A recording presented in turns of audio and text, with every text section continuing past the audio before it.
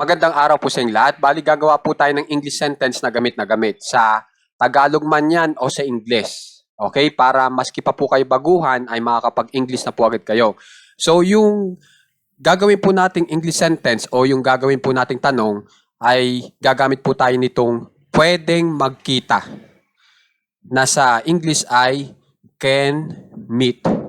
Okay? Na yan po, yung pwedeng magkita o can meet ay sasamahan po natin ng iba't ibang tao. Tutukoy po tayo ng iba't ibang tao para makabuo po tayo ng tanong.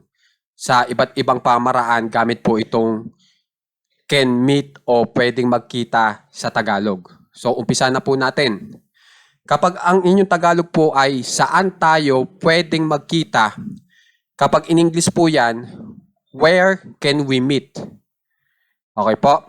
Kapag saan ako pwedeng makipagkita sa kanya, tapos lalaki, yung sa kanya, where can I meet him? Okay, him po ang gagamitin natin para sa kanya kung lalaki. Pero kung babae, where can I meet her? Para sa salitang sa kanya. Okay, kung gusto nyo tukuyin ay babae.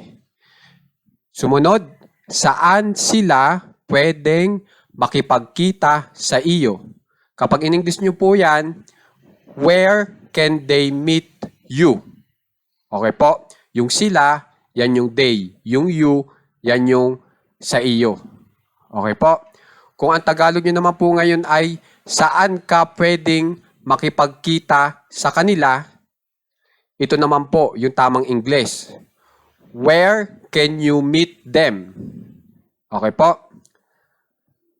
Kung ang inyong Tagalog naman po ay saan siya pwedeng makipagkita sa akin, tapos ito pong salitang siya ay lalaki, ito po ang gagamitin nyo. Itong he. Where he can meet me. Okay? Pero pag yung siya po ay babae, she po ang gagamitin nyo. Where she can meet me. Saan siya pwedeng makipagkita sa akin sa Tagalog. Okay? Sumunod, saan ka pwedeng makipagkita sa amin? Ang English po ay where can you meet us? Okay? Ito pong us sa amin. Sumunod, pangalanan po natin yung tao. Saan si Tarzan pwedeng makipagkita sa iyo? Ang tamang English po ay where Tarzan can meet you. Okay?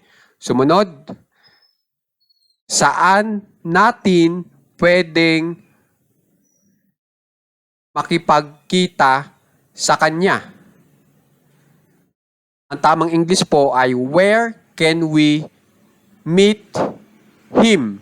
Kung yung sa kanya ay lalaki, pero kung babae po para sa kanya, ang gagamitin nyo po ay her. Where can we meet her? Okay? Na ito pong natin, pag in English nyo ay we. Pero kung ang gusto nyo gamitin ay namin, saan namin pwedeng makipagkita sa kanya, edi we pa rin po ang inyong gagamitin para sa namin. Okay? So tatandaan nyo, itong natin at namin ay pwede natin i-translate bilang we sa English. Okay po? Ngayon, pwede nyo pong pagbali-balikta din po yung mga object pronouns na ginamit natin. Pag sinabi kong object pronouns, ito pong him, her, you, them, me, us. Yan po yung mga object pronouns. Pwede po natin ilagay sa ibang sentence. Halimbawa po, itong where Tarzan can meet you. Saan si Tarzan pwedeng makipagkita sa iyo? Itong sa iyo, paltan natin ng sa akin. So pag sa akin ang ginamit nyo, me ang gagamitin ko. Subukan natin yung me, yan ang ipangpapalit natin dito sa you. Okay? Ang ibig ko sabihin, itong sa akin, ipangpapalit natin dito sa salitang sa iyo. Okay? So ito mangyayari. Saan si Tarzan pwedeng makipagkita sa akin? Pag in English nyo, where Tarzan can meet me. Kung mapapansin nyo, nakakabuo pa rin tayo ng ibang ideya gamit po itong Can-Meet. Okay? Pag ini-apply po natin dito sa ating leksyon ngayon.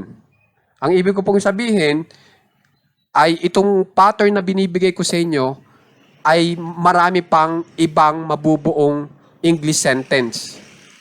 Yun ang gusto kong sabihin sa inyo. Kaya sana po makikipractice ng mahusay para magamit nyo na po agad itong Can-Meet sa tamang pamaraan.